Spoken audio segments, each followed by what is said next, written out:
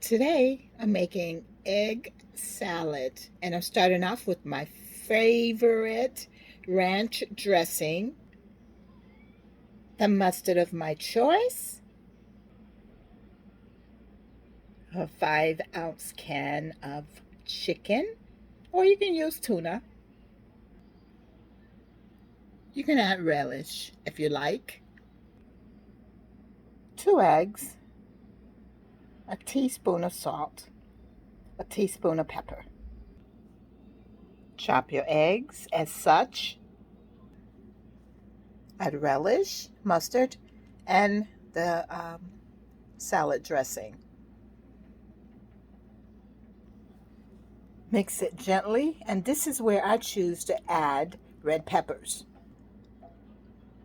Your chicken or tuna, after you flaked it, add whatever ingredients you have available. And there you have it, a salad for two. Enjoy.